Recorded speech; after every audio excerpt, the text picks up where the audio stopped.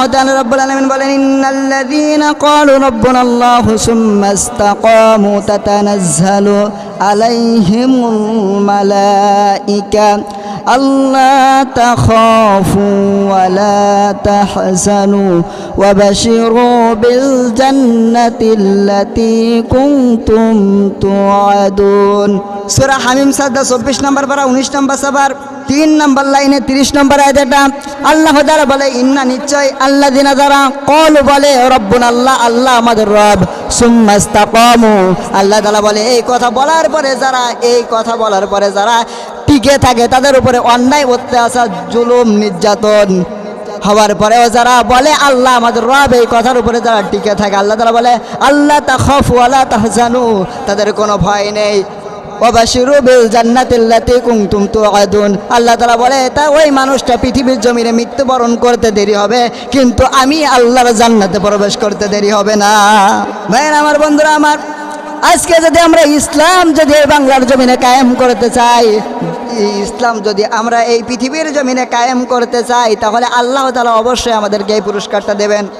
ও বাংলাদেশের মুসলমানরা, জেনে রাখো, যেরকম সকাল থেকে সন্ধ্যা হয় এটা যেমন সত্য, দিন শেষে রাত হয় এটা যেমন সত্য, পাহাড়ের বুক থেকে ঝর্ণা নামে এটা যেমন সত্য, নদী থেকে ঢেউ আসে এটা যেমন সত্য, আগামীতে বাংলার জমিনে আল্লাহর দ্বীন ইসলাম কায়েম হবে এটা তেমন সত্য ইনশাআল্লাহ।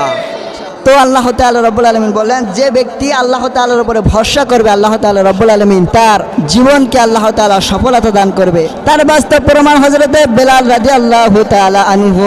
হযরতে বেলাল রাদিয়াল্লাহু তাআলা আনহু, তার ঠোঁটটা ছিল ঝোলা, তার দাঁতগুলো ছিল এলোমেলো, চুলগুলো ছিল উস্কো খুস্কো, কিন্তু তারপরও তার সম্মান মর্যাদা আমার আল্লাহ এত দিলেন কেন? বুখারী শরীফের 3 নম্বর খণ্ডে এসেছে, বিশ্বনবী মুহাম্মদ রাসূলুল্লাহ সাল্লাল্লাহু আলাইহি ওয়াসাল্লাম বলেন, আমি যখন মিরাজে গেলাম, হযরতে জিবরাইল আমাকে যখন সিদরাতুল মুনতাহা আরশে মহল্লায় আমাকে রেখে আসলো, ওই যে বিশাল দূরত্ব রাস্তা, আমার ভয় ভয় করছিল। এমন সময় আমি হযরতে বেলালের পায়ের আওয়াজ শুনতে পেলাম। বিশ্বনবী সাল্লাল্লাহু আলাইহি ওয়াসাল্লাম মিরাজ থেকে আসার পরে হযরতে বেলালকে ডাক দিয়ে বলে, বেলাল তুমি গোপনে এত কি আমল করো? হযরত বেলাল ডাক দিয়ে বলে, ও আল্লাহর নবী, আমি যে আমল করি আগে পিছের সব আমল তো আপনি জানেন। আল্লাহর নবী সাল্লাল্লাহু আলাইহি ওয়াসাল্লামকে বললেন, ও গো আল্লাহর নবী, আমি একটা মাত্র আমল করি, সেটা হচ্ছে ওযু করা। নতুন ওযু করার সাথে সাথে আমি তাইয়াতুল ওযুর 2 রাকাত নামাজ পড়ে নেই। আল্লাহর নবী বললেন, বেলাল এটা কখনো ছেড়ে দিবা না, কারণ আমি যখন মিরাজে গেলাম, হযরতে জিবরাইল যখন আমাকে সিদরাতুল মুনতাহা আরশে মহল্লায় আমাকে যখন রেখে আসলো, আমাকে যখন ছেড়ে আসলো, এমন সময় আমি তোমার পায়ের আওয়াজ শুনতে পেলাম। তাহলে হযরতে বেলাল ইসলাম গ্রহণ করার আগে তার মর্যাদা ছিল মাত্র 6 দিরহাম, কিন্তু ইসলাম গ্রহণ করার পরে আমার আল্লাহ তাআলাকে ভয় করার কারণে আল্লাহ তাআলা রব্বুল আলামিন তার শান মান মর্যাদা এত দিলেন কেন?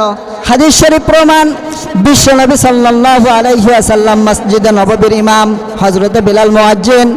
বিশ্বনবী সাল্লাল্লাহু আলাইহি ওয়াসাল্লাম, সাহাবীরা বলল, ইয়া রাসূলুল্লাহ, হযরতে বেলাল আযান দেয় শুদ্ধ হয় না।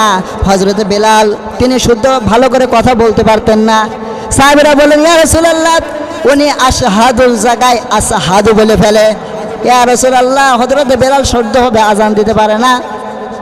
বিশ্বনবী সাল্লাল্লাহু আলাইহি ওয়াসাল্লাম সাহাবীদের কথা রাখতে গিয়ে হযরতে বেলালকে মসজিদ থেকে বাদ দিয়ে দিলেন।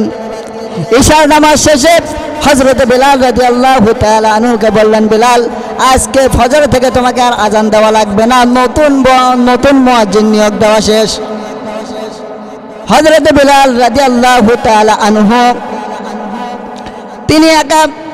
তিনি রাতের বেলা বাসায় চলে গেলেন, তাহাজ্জুদে কান্তন করলেন, আল্লাহ, যারা নবীর মসজিদ থেকে আমার বাদ দিয়েছে, আপনি যে আমাকে এই চেহারা দিয়েছেন, ও আল্লাহ, আমার এই চেহারা খারাপ, এটা তো দান তোমার। আমি যে ভালোভাবে কথা বলতে পারি না, এটাও তো দান তোমার। ও আল্লাহ,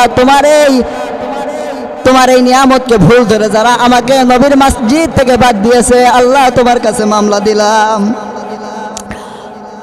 ফজরের আজান হয়ে গেছে, সকাল হয় না, বিশ্বনবী সাল্লাল্লাহু আলাইহি ওয়াসাল্লাম সাহাবীদেরকে নিয়ে বসে আছেন।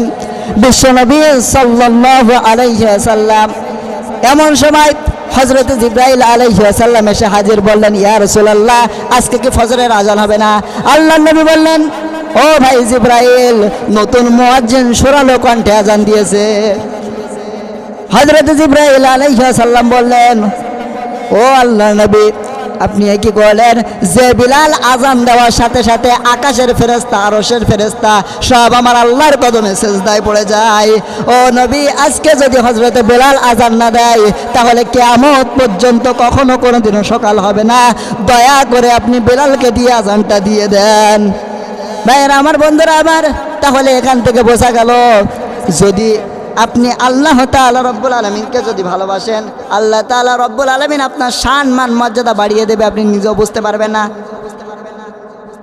আল্লাহ তাআলা রব্বুল আলামিন বলেন, ইন্না আকরামাকুম ইনদাল্লাহি আতকাকুম ইন্নাল্লাহা আলিমুন খবীর। সূরা হুজরাত ২৪ নম্বর পারা ১৬ নম্বর ৪ নম্বর লাইনে ১৩ নম্বর আয়াতের শেষ অংশ এটা। আল্লাহ তাআলা রব্বুল আলামিন বলেন, এই আসমান এবং জমিনের ভিতরে সবচেয়ে মর্যাদাপূর্ণ ব্যক্তি ওই যার ভিতরে আমি আল্লাহর ভয় আছে, অর্থাৎ তাকওয়া আছে, যার ভিতরে আল্লাহ তাআলা রব্বুল আলামিনের ভয় আছে। আমার আল্লাহ তাআলা রব্বুল আলামিন তার শান মান মর্যাদাকে বাড়িয়ে দিবে।